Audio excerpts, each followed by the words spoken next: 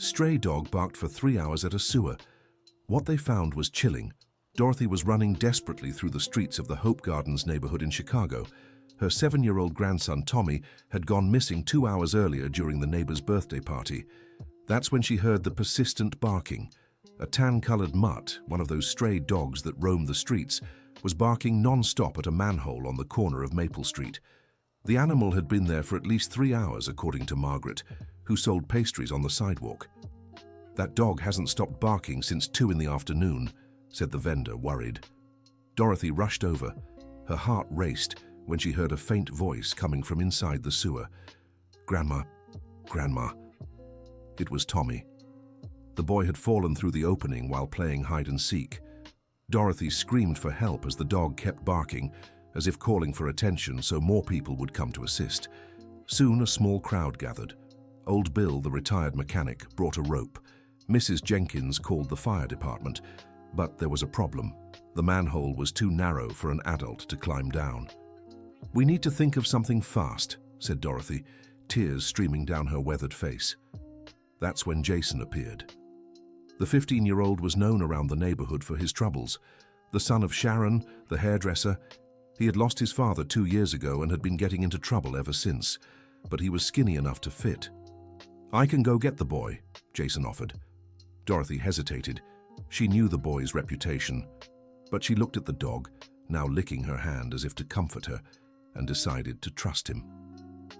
Dear listener, if you're enjoying the story, take a moment to like and especially subscribe to the channel. It helps us a lot as we're just starting out. Now continuing, Jason climbed down, tied to the rope. The minutes felt like hours. Dorothy held Sharon's hand, who had rushed over upon hearing her son had volunteered to help. "I found him," Jason shouted from below. But then came the news that complicated everything. Tommy's foot was stuck in some pipes. He couldn't free himself. The stray dog barked louder and louder, as if sensing the urgency. Dorothy noticed the animal staring intently across the street, where the abandoned workshop of the late old Jim stood. "What is it, boy?" Dorothy asked the dog. The animal bolted toward the workshop. Dorothy and a few neighbors followed. Inside, among dusty tools, they found exactly what they needed: a small hydraulic jack that could be used to pry the pipes apart. They rushed back. Jason climbed down again with the tool. The drama intensified as rain began to fall. The rainwater would start filling the sewer in minutes. "Hurry, Jason!" Sharon cried, wringing her hands until they turned white. Dorothy whispered prayers. The dog had stopped barking and now whimpered, pressed against the manhole. It seemed to understand the gravity of the situation. Finally, after 15 agonizing minutes, Jason freed Tommy. The two were pulled up to cheers from the small crowd that had gathered. Dorothy hugged her grandson, checking if he was okay. Just a few scratches and a lot of fright. But then she noticed something strange. Tommy was clutching a plastic envelope. "What's this, sweetheart?" Dorothy asked. "I found it down there, Grandma. It was stuck in the pipe with my foot." Dorothy opened the envelope. Inside were documents and a letter. Her eyes widened as she recognized the handwriting of her son, Richard, Tommy's father, who had disappeared 3 years earlier. The letter explained everything. Richard hadn't abandoned his family as everyone thought. He had uncovered an embezzlement scheme at the accounting firm where he worked. The documents were proof, but before he could expose it, he was threatened and forced to flee. Oh my God, now Dorothy nearly fainted. The problem was that the letter also revealed that Richard had hidden the documents in the sewer temporarily, planning to come back for them when it was safe. But something went wrong, and he never returned. Dorothy looked around. She needed to think fast. If those people who threatened Richard found out about the documents.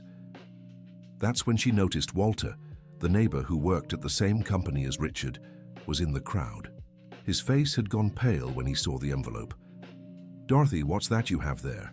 Walter asked, stepping closer. Dorothy instinctively held Tommy tighter and took a step back. The stray dog, who had calmed down, started growling again, positioning himself between Dorothy and Walter. "Nothing important," Dorothy lied. "Just some old things." Walter didn't seem convinced. Dorothy realized she'd have to be smart. Those documents could explain Richard's disappearance, but they could also put her and Tommy in danger. That night, Dorothy couldn't sleep. Tommy was safe in his bed, but she couldn't stop thinking about the letter. Was Richard alive? Where could he be?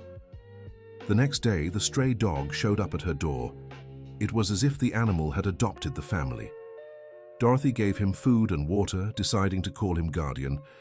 "You saved my grandson," she said, stroking the tan-colored mutt's fur. "Now you're part of the family." But the trouble was just beginning. Walter started lurking around Dorothy's house, always with excuses. He needed sugar, wanted to check on Tommy, offered to help with groceries. Dorothy knew he was after the documents. She had hidden the envelope in a safe place, but she was on edge. A week later, Sharon showed up at her door. The hairdresser looked worried. "Dorothy, I need to talk to you about Jason." "Come in, dear. What's wrong?"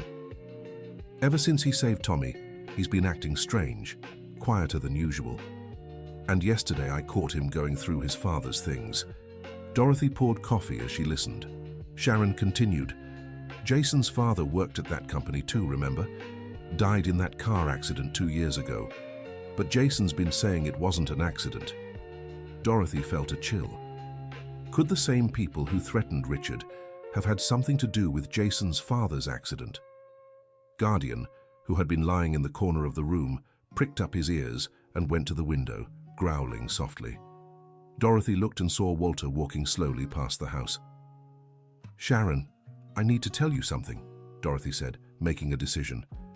She told her about the letter and the documents. Sharon turned pale. "Oh my God, Dorothy. That means Jason's father might have been—" "We don't know anything for sure," Dorothy interrupted. "But we have to be careful." The two women decided they needed help. But who could they trust? The company had influence in the city, and they didn't know how deep the corruption went. It was Tommy who unknowingly gave them the idea. "Grandma, why don't we ask old Benjamin for help? He always fixes everything in the neighborhood." Benjamin was a retired lawyer who lived at the end of the street. Known for his integrity, he had helped many families in the neighborhood with legal problems, charging little or nothing. Dorothy and Sharon went to see him that afternoon. Guardian insisted on going with them as if sensing danger. Benjamin listened carefully, his experienced eyes analyzing every detail.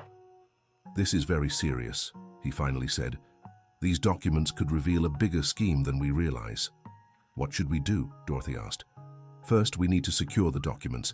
Second, find out if there's more evidence. And third, figure out a way to expose this without putting you at risk." But as they talked, they didn't notice they were being watched. Walter had followed the women and now knew Benjamin was involved. That night, something strange happened. Guardian started barking desperately in Dorothy's backyard. When she went to check, she found Benjamin's house with the lights off and the door slightly open. "Tommy, stay inside," ordered Dorothy, grabbing the phone to call the neighbors. Soon, several residents gathered. They found Benjamin lying unconscious in the living room. He had taken a blow to the head but was still breathing. The ambulance arrived quickly. While the paramedics tended to Benjamin, Dorothy noticed his papers were scattered. Someone had been looking for something. "They were after the documents," whispered Sharon.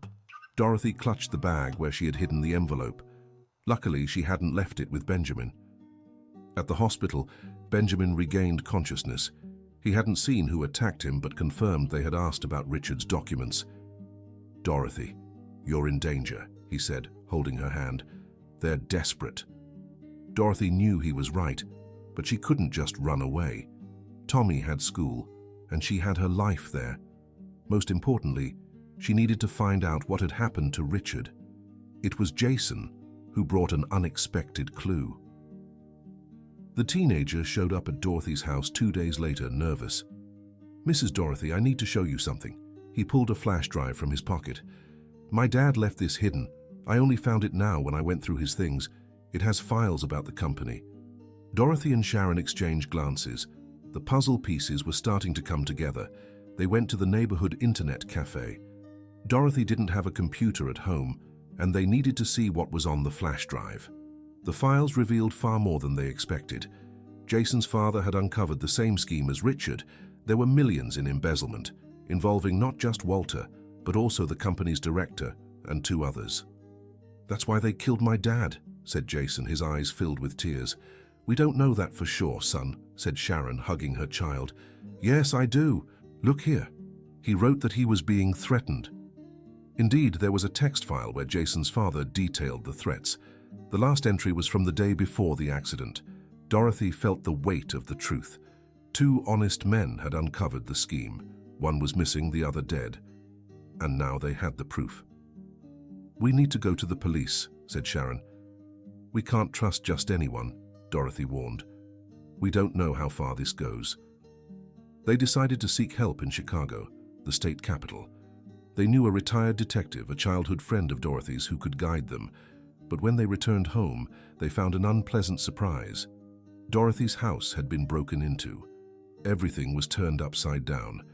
Guardian barked furiously in the backyard, tied to his chain. There were signs of a struggle. Someone had tried to enter while the dog was loose and had to restrain him. "Oh my God, what if Tommy had been here?" Dorothy's legs trembled. Luckily, the boy was at school. Dorothy had taken the envelope and flash drive with her, so the intruders found nothing. But the message was clear. They knew Dorothy had the documents, and they wouldn't give up.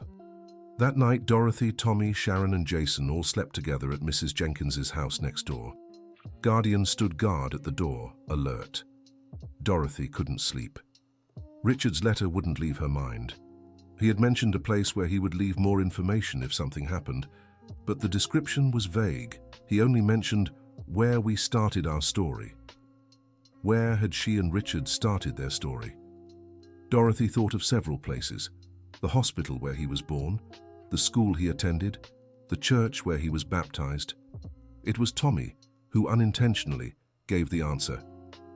"Grandma, tell me again the story of how you and Grandpa met." Dorothy smiled sadly. She always told her grandson about her late husband, Tommy's grandfather. "It was at the bandstand in Friendship Square, my love. He was playing the guitar and—" Dorothy stopped. The bandstand. Richard loved that place. He always said it was where the family story began. The next day, early in the morning, Dorothy went to the square. Guardian went with her, as always. The bandstand had been abandoned for years, overgrown with weeds. She searched everywhere until Guardian started digging near one of the pillars. Dorothy knelt down and helped. Soon, they found a metal box buried in the ground. Inside were more documents, photos, and another flash drive. But the most important thing was a second letter from Richard, more recent. "Mum, if you're reading this, it means you found the first letter. I'm okay, hiding in Denver. I couldn't come back because they have people watching. Walter is just a pawn. The real boss is Arthur Peterson, the director. He has dangerous connections. Please be careful. As soon as it's safe, I'll come back. Tell Tommy I love him. Richard." Dorothy cried as she read it. Her son was alive, but it also confirmed her worst fears about the danger they were in. When she returned to Mrs. Jenkins' house, she found Benjamin waiting. The lawyer had been released from the hospital, and even though he was hurt, he wanted to help. "Dorothy, we have to act fast. I heard Walter is planning something." "How do you know?" "I have my contacts. He's desperate. He knows you have the evidence and will do anything to get it back." Dorothy showed him the new letter and the documents. Benjamin examined everything carefully. "This is enough to bring them all down, but we need to do it the right way." They came up with a plan. Benjamin had a friend who was a prosecutor in Chicago, known for his honesty. They would arrange a meeting to hand everything over. But Walter was one step ahead. When Dorothy, Sharon, Jason, and Benjamin left for the meeting, they were followed. On the way, a car blocked theirs. Walter got out, accompanied by two men Dorothy didn't recognize. "Dorothy, let's talk this over like civilized people," Walter said with a fake smile. Guardian, who was in the car, growled threateningly. "We have nothing to talk about," Dorothy replied. "Oh, but you do. You have something that doesn't belong to you. Private company documents. That's theft." "These documents prove your crimes," Jason shouted. One of the men took a threatening step toward the teenager, but Sharon stepped in front of her son. "Don't you dare touch him." The situation was tense. Other cars passed by on the road, but no one stopped. Walter seemed increasingly nervous. "Listen, no one has to get hurt. Just hand over the documents and we all go our separate ways." "And what happened to my son?" Dorothy asked. "And Jason's father?" Walter hesitated. For a moment it seemed like he was about to say something, but he held back. "I don't know what you're talking about." That's when sirens sounded in the distance. Benjamin had discreetly called the police on his cell phone. Walter and his accomplices ran to their car and fled.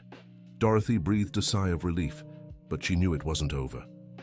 The police escorted the group to Chicago. Benjamin's prosecutor friend met with them and was stunned by the amount of evidence. "This is very serious. I'll contact the federal police immediately. This case is bigger than local jurisdiction." But the complications continued. When they returned to the neighborhood, they found out Walter had disappeared. His wife said he had left in a hurry. Worse yet, Arthur Peterson, the company's director, had powerful lawyers. Even with the evidence, the legal process would take time. Dorothy lived on edge. Guardian never left her or Tommy's side. The dog seemed to sense danger still lurked nearby. A week later, Dorothy got a call that sent her into a panic. "Mum? It was Richard."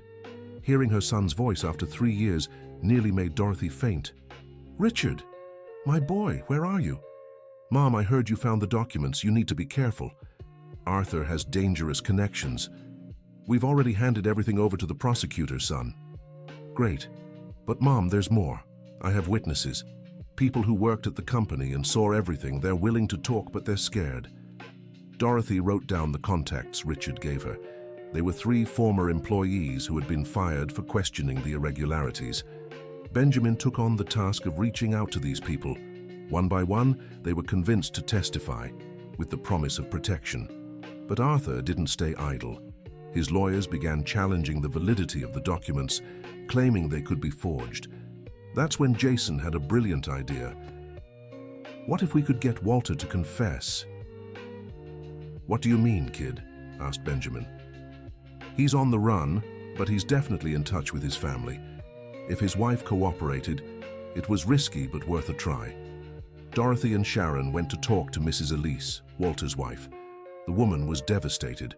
Walter had abandoned her and their 3 children, running off with the money they had saved. "He lied to me all these years," Elise sobbed. "I thought he was an honest man." Dorothy felt sorry for her. Elise was just another victim of the whole scheme. "You can help us bring justice," said Dorothy. "For your husband, for Jason's father, for everyone who was hurt." Elise agreed. She called Walter, pretending to be desperate, begging him to come back. She recorded the conversation where he admitted to running away because things got ugly, and that he never meant for anyone to get hurt, but Arthur went too far. It was the missing piece. With the recording, the witness testimonies, and the documents, the case was solid. Dear listener, if you're enjoying the story, take a moment to like and especially subscribe to the channel. It helps us a lot as we're just starting out. Now, continuing. The trial was approaching, but Dorothy still had no peace. Richard remained in hiding, afraid to return. The threats hadn't completely stopped. One night, Guardian started barking frantically again. Dorothy recognized that bark. It was the same as when they found Tommy in the sewer. She followed the dog to the backyard. He was digging wildly near the fence. Dorothy knelt to help and felt something hard. It was a small box, wrapped in plastic. Inside, an old cell phone and a note. For Dorothy, use only in an emergency. Richard. Dorothy understood. It was a secure way to communicate with her son. She tucked the phone away, moved. Richard had been there, so close. The days passed tensely. Jason had completely changed. The rebellious teenager now helped his mom at the salon, studied more, and looked after Tommy when Dorothy needed to handle something about the case. "You know, Mrs. Dorothy," he said one day, "I think my dad would be proud." "He definitely would," Dorothy replied, ruffling the boy's hair. "You've been very brave." The legal process moved slowly. Arthur had the resources to drag it out, but the evidence was too strong to ignore. Then, a twist changed everything. Walter was arrested trying to cross the border into Canada. Brought back, he was willing to make a plea deal. The revelations were shocking. The scheme had been going on for over 10 years. Millions had been embezzled. And yes, Jason's father's accident had been staged when he threatened to expose it all. Sharon cried for days after getting confirmation. Jason, despite his grief, seemed relieved to finally know the truth. "At least now we know he died trying to do the right thing," the teenager said. But the main piece was still missing: Arthur. The director had fled the country as soon as Walter was arrested. His assets were frozen, but he was still at large. Dorothy used the phone Richard had left. They arranged a secret meeting in a nearby town. The reunion was emotional. Richard was thinner, his hair prematurely gray, but he was her son. "Mom, forgive me for everything you went through." "You don't have to apologize for being honest, my boy." Tommy wouldn't let go of his father. 3 years of longing overflowed in hugs and tears. Richard had more information. He knew where Arthur might be hiding. He had stayed in touch with other employees who fled the scheme. With this information, the federal police managed to track Arthur down in a neighboring country. The extradition took months, but finally, he was brought back to answer for his crimes. The trial was lengthy.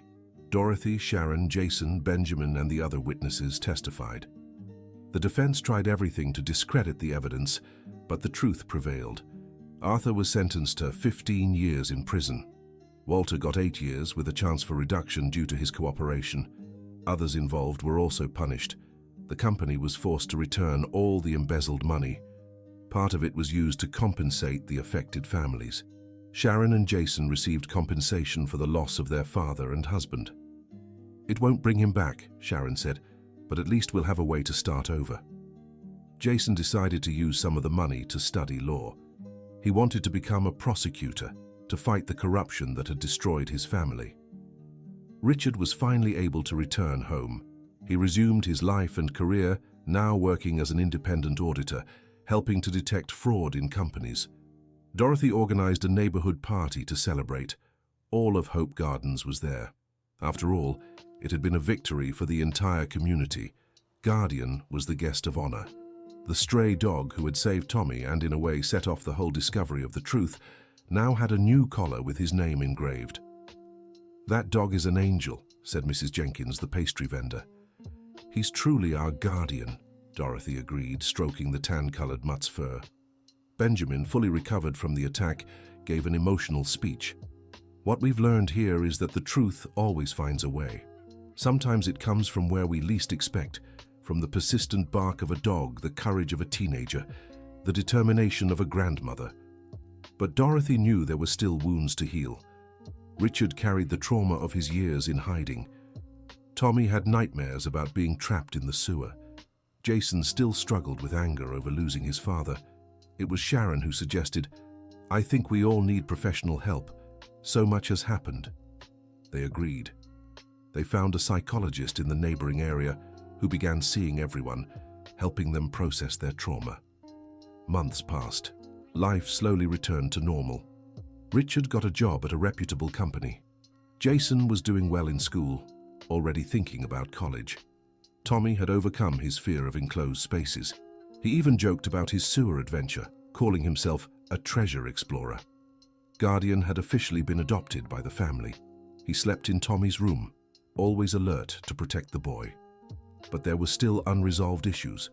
During the trial, they discovered other similar cases had happened in the region. Corruption had deep roots. Richard and Benjamin decided to create a neighborhood association to educate people about their rights, how to identify fraud, and the importance of reporting wrongdoing. "We can't let this happen again," Richard said at one of the first meetings. The association grew quickly. Many people had stories to tell, suspicious situations they'd witnessed but didn't know how to address. Jason became one of the most active volunteers, using his experience to encourage other young people not to stay silent in the face of injustice. One day, Dorothy received an unexpected visit. It was Arthur's mother, an elderly woman. "I know my son did terrible things," she said, crying, "but I wanted to apologize on his behalf." Dorothy fell silent for a moment. Then she offered the woman some coffee. "You're not to blame for his mistakes," Dorothy said kindly. They talked for hours. Arthur's mother shared how her son had changed over the years, how greed had transformed him. "I tried to raise him right," the woman lamented. Dorothy felt compassion. After all, she was also a mother and knew the pain of watching a child lose their way, even though Richard had chosen the right path. Life went on. Hope Gardens had grown stronger through the ordeal. The neighbors were more united, more attentive to one another. Guardian had become a local celebrity. Everyone knew the story of the dog who saved the boy and helped uncover a major corruption scheme. Children in the neighborhood would always stop to play with him. Dorothy joked that she should start charging admission, given the animal's popularity. A year later, Jason passed his college entrance exam, the first in his family to go to university. The neighborhood celebration was even bigger than before. "My boy's going to be a doctor," Sharon cried with emotion. Richard had remarried. His fiancée, a teacher named Patricia, was welcomed with open arms by the family. Tommy gained a little sister. Little Sophie was born on a sunny morning, bringing even more joy to the house. "Guardian will watch over her too," Tommy said, proud of his new role as big brother. And the dog seemed to understand. He would lie beside the crib for hours, always watchful. Dorothy sometimes paused to reflect on everything they'd been through, the pain, the fear, the uncertainty, but also the courage, the unity, the justice. She looked at her family gathered on Sunday, Richard and Patricia, Tommy and Sophie, Sharon and Jason, who always visited, and felt her heart swell. It was worth it, she whispered to herself. Benjamin, who had become like a grandfather to them all, often philosophized, "The fiercest storms reveal the best sailors." And he was right. Each of them had discovered strengths they never knew they had. Dorothy learned she could be a lioness to protect her family. Jason found purpose in his pain. Sharon showed that a mother's love can move mountains. Even Guardian, the simple stray dog, proved that heroes come in all shapes and sizes. The case had repercussions beyond the neighborhood. Other companies in the area underwent audits. More schemes were uncovered. The story of Hope Gardens became an example of how a community can make a difference. Richard sometimes received invitations to speak about compliance and business ethics. He always brought Jason along to share the perspective of someone who lost a father to corruption. "It's not just about numbers and laws," Richard would say. "It's about the lives destroyed, the families torn apart." Dorothy created a small memorial in the backyard, a simple plaque that read, "In memory of all who fought for the truth." Beside it, she planted a tree. "To remind us that something beautiful can grow from hardship," she explained to visitors.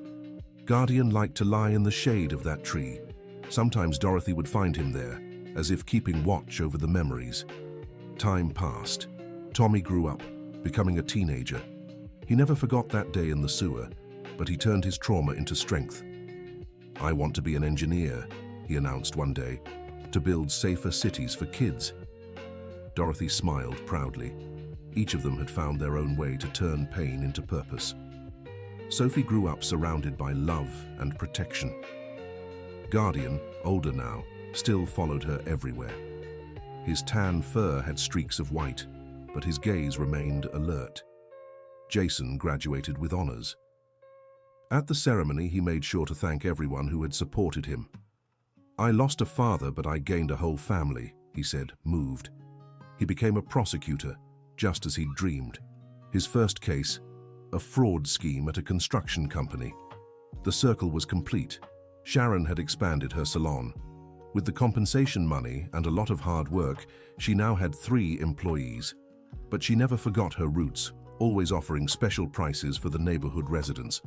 Richard and Patricia had another child, little Jason, a name chosen in honor of the brave young boy. "I hope he has the same strength," Richard said, as he introduced the baby. The association created by Richard and Benjamin grew. Now it had its own headquarters, volunteer lawyers, and monthly workshops. Hope Gardens had become a model for civic engagement, but not everything was perfect. Every now and then, there were veiled threats, attempts at intimidation. The fight against corruption wasn't easy. On one such occasion, the association's building was vandalized with graffiti. Dorothy arrived early and saw the offensive words on the wall. "They won't silence us," she said firmly, grabbing a bucket of paint. Soon several neighbors joined to help. Within hours, the wall was clean and repainted, even prettier than before. Benjamin, now over 80, remained active. His health sometimes worried them, but he refused to give up. "I still have a lot of work to do," he insisted. Then, on an ordinary afternoon, the inevitable happened. Guardian, now very old, didn't wake from his nap under the memorial tree. Dorothy found him peaceful, as if he were just sleeping. She wept as she hadn't in years. "He fulfilled his mission," Richard comforted her. Guardian's funeral brought the whole neighborhood together. Even the mayor showed up, acknowledging the symbolic importance of that animal. Tommy gave an emotional speech. "Guardian saved me twice, once from the sewer and again by teaching me about loyalty and courage." They buried him under the memorial tree. Dorothy commissioned a small statue, a tan-colored mutt in an alert stance, watching over them forever. Life went on, new challenges arose. The fight against corruption continued, but Hope Gardens was ready. Years later, Dorothy, now elderly, sat on the porch telling stories to her grandchildren. Sophie listened, fascinated by the tale of the heroic dog. "Was it really true, Grandma?" "Every word, my dear. Guardian taught us that heroes exist. Sometimes they bark for 3 hours straight, until someone listens." Richard, now with white hair, added, "And he taught us that the truth always finds a way, even through the most unlikely places."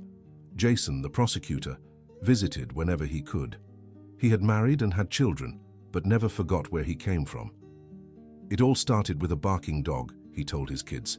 "That's why you should always pay attention to the signs, no matter how small they seem." Sharon had retired, passing the salon to one of her employees. But she remained active in the community, organizing events and helping families in need. The memorial tree had grown lush. Its shade sheltered the association's meetings on hot days. Dorothy liked to think Guardian would approve. Hope Gardens had transformed from an ordinary neighborhood into an example of unity and vigilance. Children grew up knowing the importance of honesty and the courage to speak out against wrongdoing.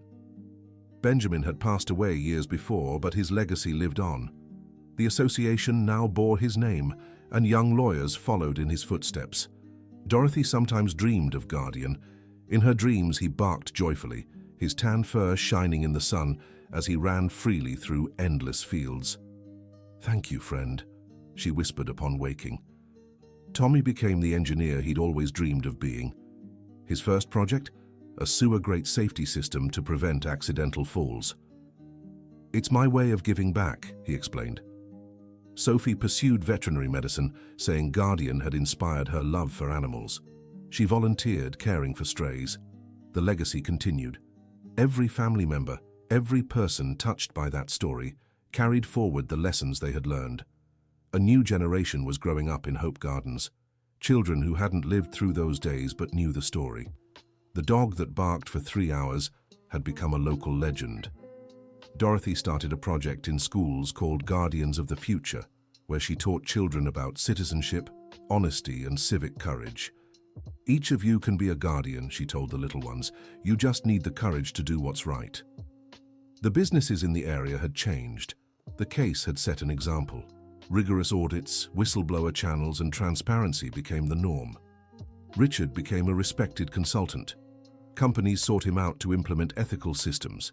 He always began his talks with the same line. It all started with a dog barking. Jason had become a judge, known for his integrity and fairness. In his office there was a photo of his father and another of Guardian. Once, while presiding over a corruption case, he said, "I know the price of greed. I've seen what it steals from families. Justice isn't just about punishment, it's about preventing others from suffering the same." Dorothy turned 90. The celebration brought together hundreds of people. All of Hope Gardens honored the matriarch who had endured so much. "I didn't do anything alone," she said, moved. "It was our unity that made the difference." In the backyard, under the memorial tree, children played. Guardian's statue stood watch, its bronze weathered by time but still imposing. Tommy, now a father of 3, told the story to his kids, and Guardian barked and barked and barked until Grandma Dorothy heard.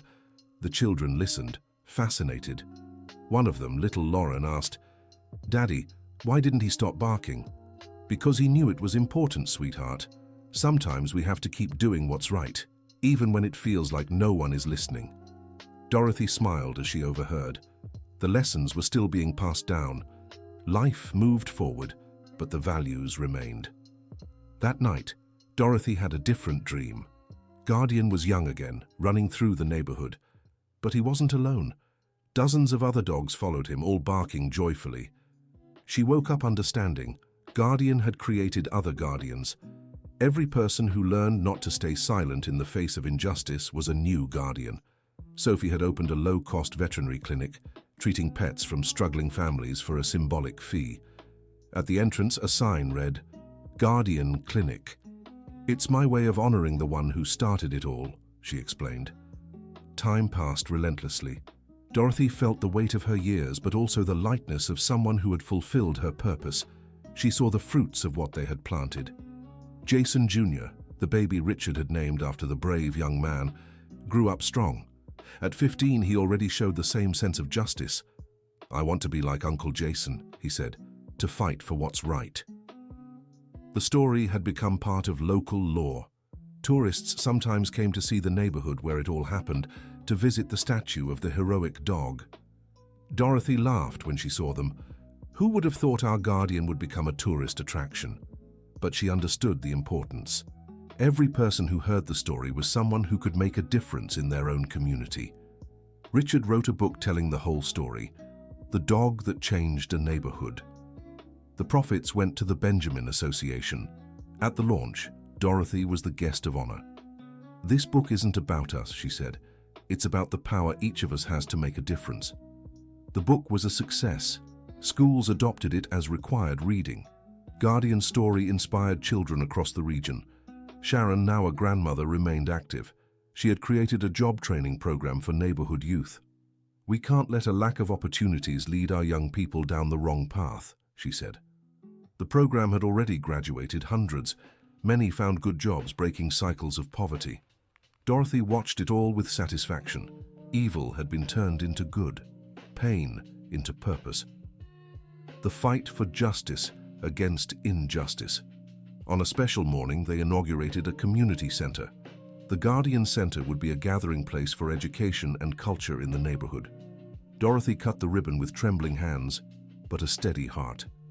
May this place continue the work that a simple stray dog began. The center had a library, a computer room, and a meeting space. The walls were decorated with photos of the neighborhood's history. One photo in particular stood out, Guardian beside the sewer grate on the day he saved Tommy. Someone had taken it with a cell phone, unaware they were capturing the beginning of it all. The children who attended the center learned not just school subjects, but values. Honesty, courage, and solidarity were taught through the real story that had unfolded there. Tommy, now the director of a major construction company, implemented the values he'd learned. "Every project must be done with people in mind, not just profit," he told his employees. His company was known for its ethics and quality. It was never involved in scandals, always transparent in bids. Hope Gardens had become a model. Authorities visited to understand how a community had transformed so profoundly. Dorothy always welcomed them with simplicity. "We didn't do anything extraordinary. We just came together for what was right." But everyone knew it had been extraordinary. The courage to stand up to the powerful, to refuse silence, to persist despite fear. Sophie married a veterinarian she met in college. Together, they expanded the low-cost clinic, now serving several underprivileged neighborhoods. On the clinic's walls were photos of Guardian and a phrase, "Every animal deserves care and love."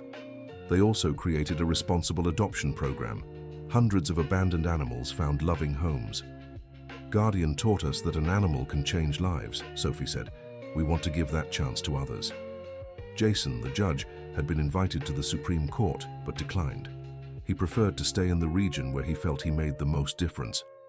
"This is my place," he explained, "where it all began, where I can ensure justice reaches those who need it." His reputation was impeccable. Corrupt lawyers knew his courtroom had no room for tricks. Dorothy now spent more time resting, but her mind remained sharp, always ready to advise those who needed it.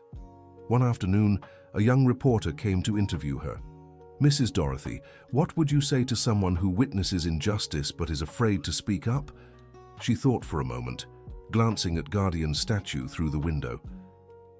I'd tell them to remember that a simple street dog wasn't afraid to bark for 3 hours. If he could, so can we. The reporter wrote it down, moved. The simple wisdom of this woman was more powerful than any polished speech. The interview aired on the regional news. Many were moved, recalling the story. Others learned it for the first time. New reports of wrongdoing surfaced after the segment. People who had kept secrets about corruption for years felt encouraged. "See?" Dorothy said to Richard. "The story still inspires." Richard hugged his mother. She had been the rock they all leaned on. Now it was their turn to care for her. The end was near. Dorothy could feel it. Not with fear, but with peace. She had lived long enough to see the seeds blossom. On a starry night, she gathered the family in the backyard. Under the memorial tree with Guardian's statue as witness, she spoke. "Each of you carries a piece of this story. Don't let it die. Keep being guardians." They all promised. Tommy, Sophie, Jason, the grandchildren, they understood the weight and honor of that responsibility. Dorothy passed on a spring morning, serene, surrounded by family. Her last words were, "Always listen. Someone might be barking for help." The funeral was the largest Hope Gardens had ever seen. People came from all over the region to pay their respects. They buried her beside the statue of Guardian, under the tree she had planted. Together in life, together in eternity. Richard took over the leadership of the family and the association. With Patricia by his side, they continued the work. "Mom left us a legacy," he would say. "We can't fail." And they didn't. The association grew, becoming a nationally recognized NGO, always keeping its local roots, but inspiring bigger changes. Tommy founded an urban safety organization. They developed solutions to prevent accidents, like the one that nearly cost him his life. Sophie expanded her work with animals. She created the Guardian Institute, which not only cared for animals but also trained them to help people. "Sniffer dogs, emotional support dogs, rescue dogs," she explained. "Every animal has the potential to be a guardian." Jason continued in the judiciary until he retired. Later, he became a professor, teaching law and ethics to new generations. "Justice isn't just in the laws," he taught. "It's in every choice we make." Dorothy's grandchildren grew up hearing the stories. Each found their own way to honor the legacy. Lauren, the one who had once asked why Guardian never stopped barking, became an investigative journalist, specializing in exposing corruption. "I'm a guardian too," she said proudly. "I use words instead of barks." Little Jason, named after the judge, went into politics, but a different kind, transparent, focused on the common good. "If we don't fill these spaces with honest people, the corrupt will return," he argued. Hope Gardens kept evolving. New generations were born in a transformed neighborhood, unaware of how it once was. But the story was told and retold, in schools, in families, at the community center. Guardian had become immortal. Richard, now elderly, made sure to visit the memorial every week. He talked to the statues as if they were old friends. "We did it, Mom. We did it, Guardian. Evil didn't win." Patricia accompanied him, understanding the importance of that ritual. She, too, had become a guardian in her own way. Years passed. Decades. The story was adapted for theater, turned into a documentary, inspired academic theses. But in Hope Gardens, it remained alive and real. Every resident knew they were part of something special. New challenges arose, new forms of corruption, new threats. But the community was ready. Guardian's example had created a culture of vigilance and courage. When a polluting company tried to move into the neighborhood, the residents mobilized. When they uncovered fraud in school lunches, they reported it immediately. "We are all guardians" became the unofficial motto of the neighborhood. Sophie, now elderly, still worked at the clinic. Her children had followed in her footsteps, expanding the work even further. One day, while treating a tan-colored mutt that looked just like Guardian, she got emotional. "Look at this," she said to her grandson. "It's like he came back to remind us." Her grandson, now a licensed vet, smiled. "Every dog we save carries a little bit of Guardian with them." Tommy retired, leaving behind a legacy of safe and ethical construction. His projects were studied in engineering schools, but his greatest joy was the playground he built in Hope Gardens, with the storm drain turned into a memorial. "Where I almost lost my life, children now play safely," he said, moved. Jason Jr. became a senator. Young and idealistic, he carried the values he'd learned. His first bill, protection for whistleblowers. "There are many Richards and Guardians out there," he argued in Congress. "We need to protect them." The bill passed. It was unofficially called the Guardian Act. Another way the story stayed alive and made a difference. The community center had become a network. Multiple Guardian centers spread across the region, all promoting education and citizenship. On the walls of each, the same photo, the tan-colored mutt beside the storm drain. And the phrase that became a mantra, "Never stop barking for what's right." Richard passed away at 95. Until the end, he remained lucid and active. His last words were about Guardian. "He taught me that running away is never the permanent solution. Facing things with courage is." He was buried in the family memorial. The tree planted by Dorothy now provided shade for several generations of Guardians. Patricia continued the work for a few more years before joining her husband. She left the association strong and ready for the future. Dorothy's great-granddaughters took over, young but with the same determination as their great-grandmother. The torch passed from hand to hand, but the flame never went out. One of them, Dorothy Jr., named in honor of her great-grandmother, became mayor. The first woman elected in the city, running on a campaign of total transparency. "Open government, just as Guardian taught us," was her slogan. And she delivered. All public accounts online, meetings broadcast, public participation in every decision. The city thrived. Without corruption draining resources, there was money left for what truly mattered: health, education, infrastructure. Other cities began copying the model. The Guardian method of governance became a success story. On what would have been Dorothy's 100th birthday, celebrated even after her passing, the neighborhood threw a massive party.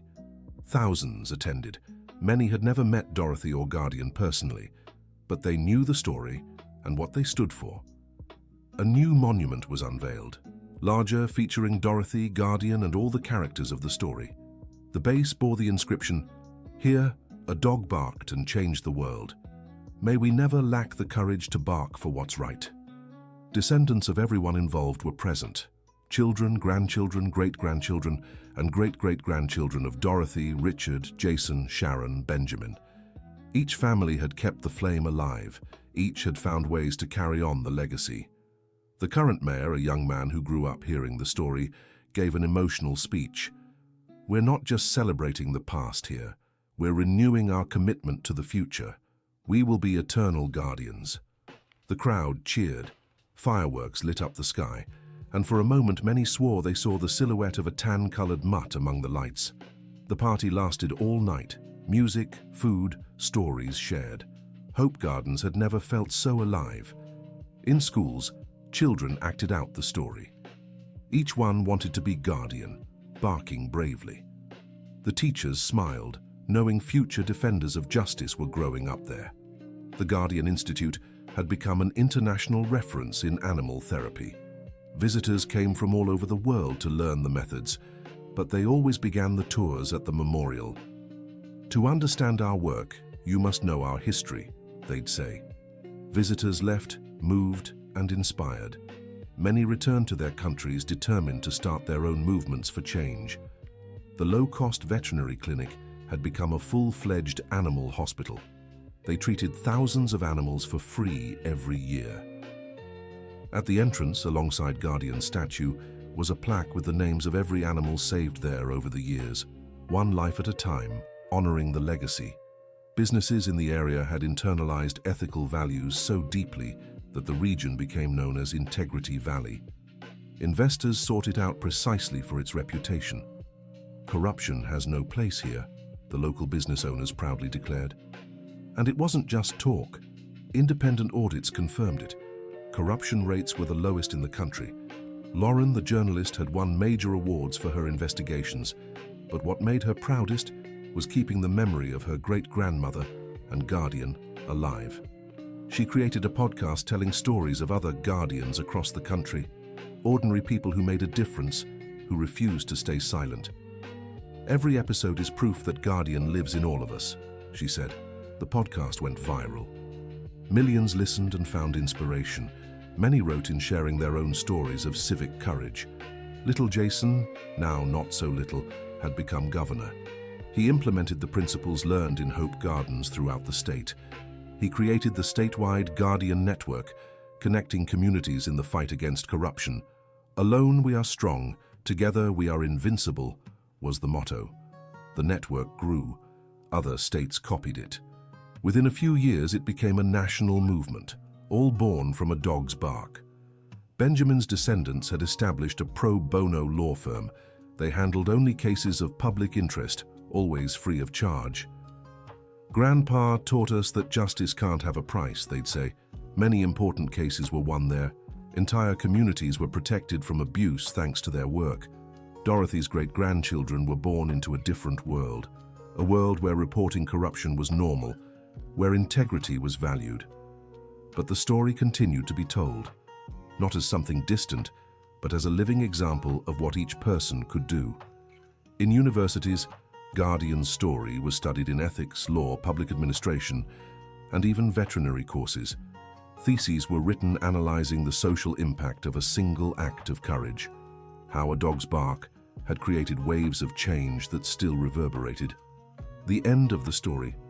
Now tell us what you thought of this touching journey and where you're watching from. Do you believe small acts of courage can change the world? We'd love to read your thoughts in the comments. Thank you so much for joining us. Don't forget to like and subscribe for more inspiring stories.